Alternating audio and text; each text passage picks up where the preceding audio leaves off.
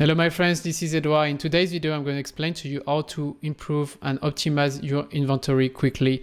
This is one of the challenges of my life, to find a balance between inventory and service. And you know that inventory is important for the service, but it's also a huge impact on your cash flow and on the profitability of your company. And most of the time, or we have too much inventory, or we don't have enough, and we have this kind of yo-yo effect every year, every month, and that's kind of exhausting.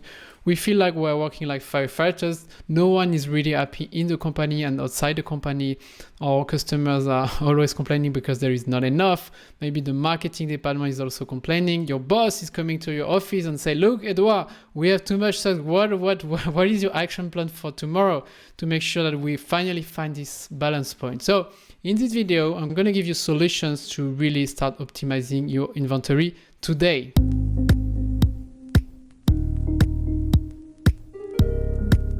So the first solution obviously is to track your performance. This is the most obvious one, but I can see that many companies are not tracking properly the performance, and you cannot improve what you cannot track. And the two main KPIs for that is to track the customer service. So it could be the fill rate or the availability rate. And on the other side, I really recommend to track the inventory turnover. For that, I have two specific tutorials on YouTube. So please check these two videos if you want to know more about these two. So I'm not going to spend a lot of time, but if you don't start by tracking, it will be impossible for you to optimize any inventory management policy. So that's the first one. The second one is to really focus your time, your energy, and money on what we call the 20/80. What is the 20/80? Is based on the ABC classification, the Pareto analysis. And this classification will give you what are the most important products you need to focus if you want to improve in the same time the service and the inventory level. So please check this video if you want to do it immediately. It's only 10 minutes for one classification. Then the third step is to clean your what we call slow and obsolete stocks. We call that SLOB, SLOB. So how to clean your SLOB? The first step is to identify your obsolete stock. Because I can tell you, I've done a lot of consulting the last few years, and I always ask, okay, can you give me the list of your discontinued products? And it's not easy. You don't have, most of the companies don't have a clear list of what is obsolete, and also what are what we call the slow movers based, for example, on the inventory turnover. The slow movers is, for example, you have more than 150 days stock or more than 1 year stock. You need to identify these two categories, and then you need to take actions quickly. The first one is to cancel current orders. I can tell you many companies, they have a lot of stock, but they still have orders coming, or they have manual orders because they have manual parameters in their ERP system, for example. So cancel all these current orders on your products. Then try to return products if it's part of your supplier policy. You can always try. If you cannot, obviously, you need to promote these products to make sure they sell faster, and the sooner is the better. I also recommend you to cancel any new products that is supposed to replace these slow movers.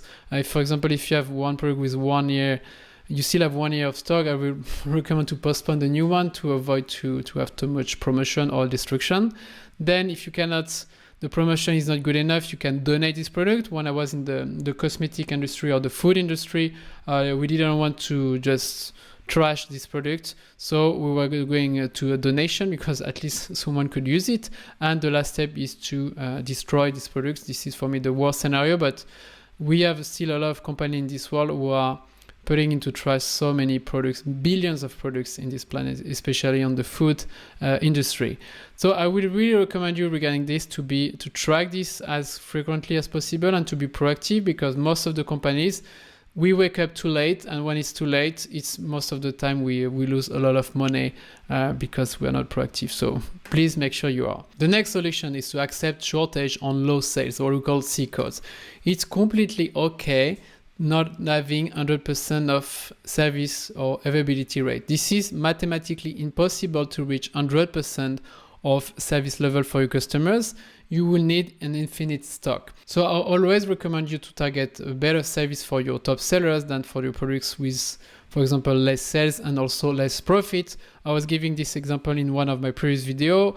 The top sellers need to, like, for example, these A codes are much more important than the C codes. And it's completely fine if you have 80% of service in these products, but you need to have close to 100% of service in your most basic products in your stores, factory, or warehouse. Okay, this is obvious, but I can tell you that for sales marketing department, this is not obvious, and you need to explain that as many times as they need to make sure that we are on the same page. And this is part of, so when I was S&OP manager, I had to do a lot of education around that. The next step is to reduce the number of products. Once again, it doesn't mean that you have a lot of products that you sell much more. The best example for me is Apple. Apple has only one iPhone, so they have 3 sizes and 3 colors, more or less.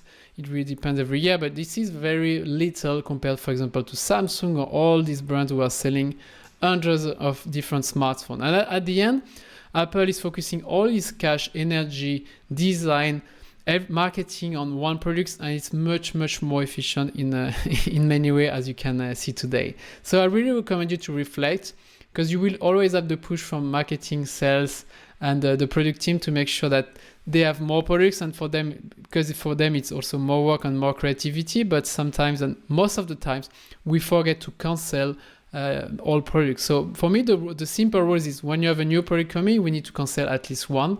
If you're in a very critical inventory way, when I create one, I will cancel 2. That's my recommendation.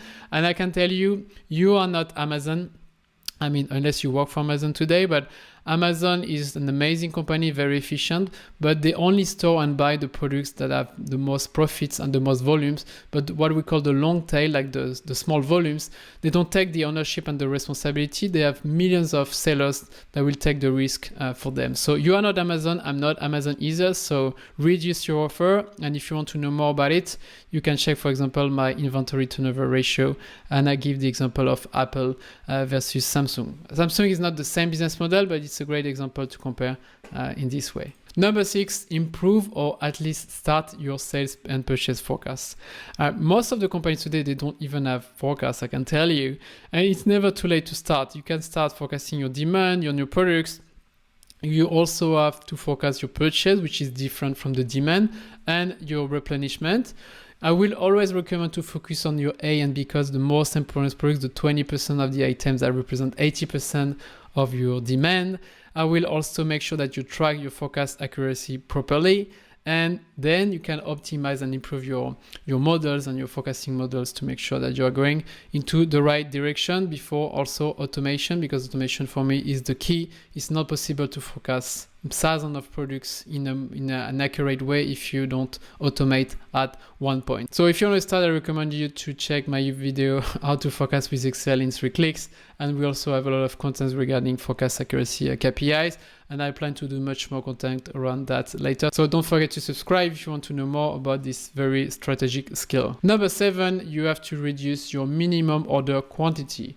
So I'm going to give you a very specific example. Let's say you want to buy these Nike shoes.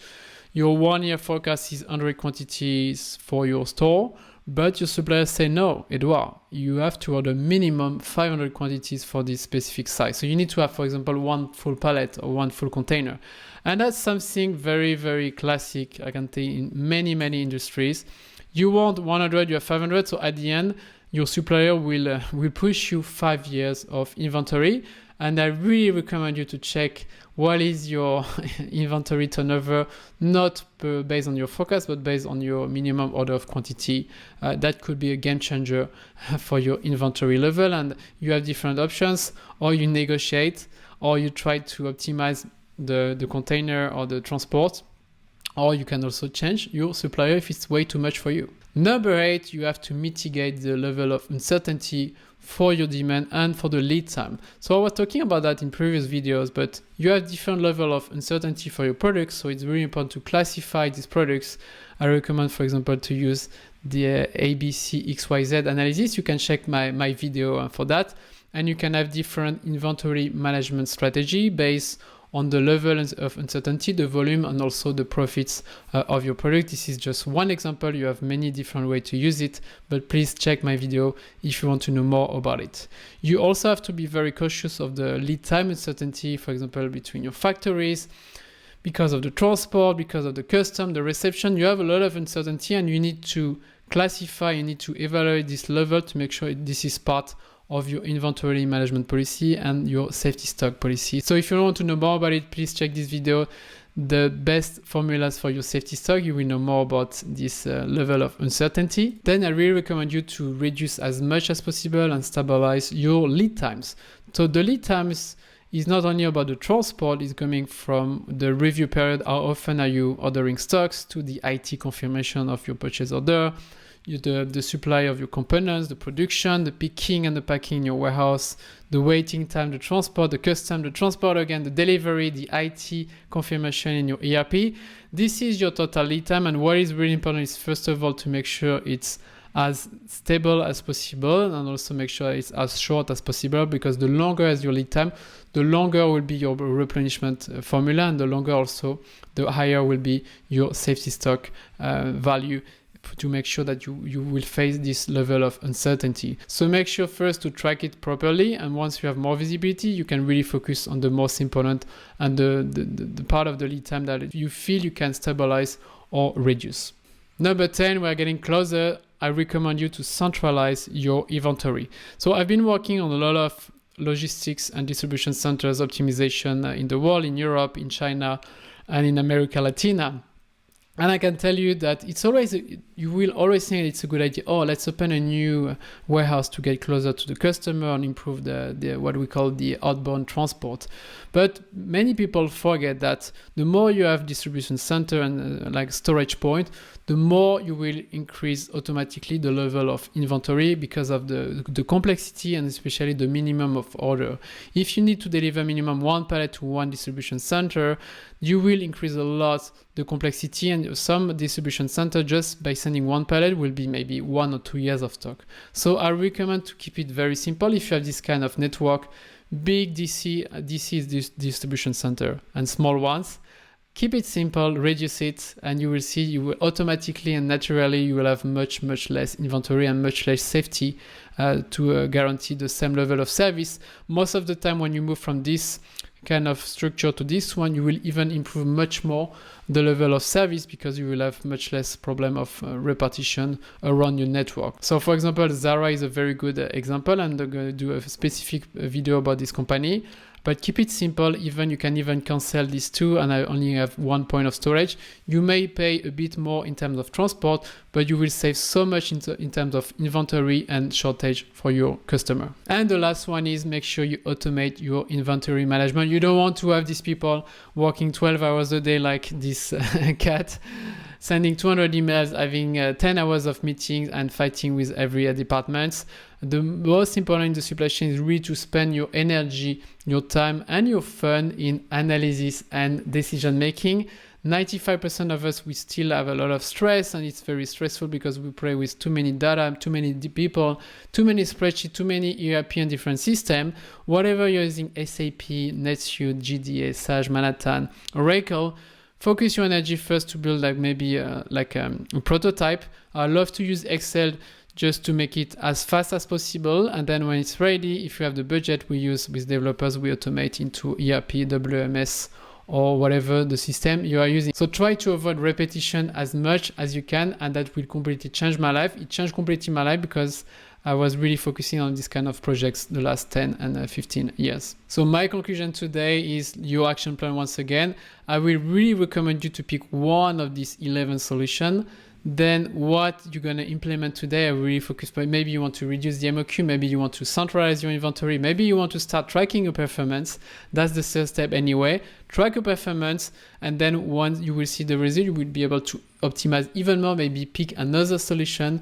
But at the end, try to keep it also very simple, because the simplicity for me is the best solution to improve your inventory and your service level. So I hope you enjoyed this video.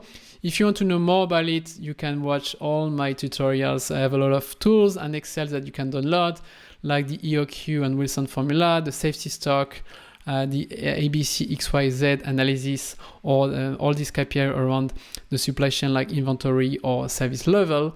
Please don't forget as well to subscribe. And if you want to go to the next level, I have a new workshop. And in this workshop, I'm going to reveal my best tools, my new spreadsheet, and also the best strategy to reduce your inventory and shortages. And also I'm going to reveal the 13 parameters you need to master if you really want to go to the next level. So I'm going to put all the links below this video. Thanks for watching again today. I wish you a beautiful week and good luck with your inventory.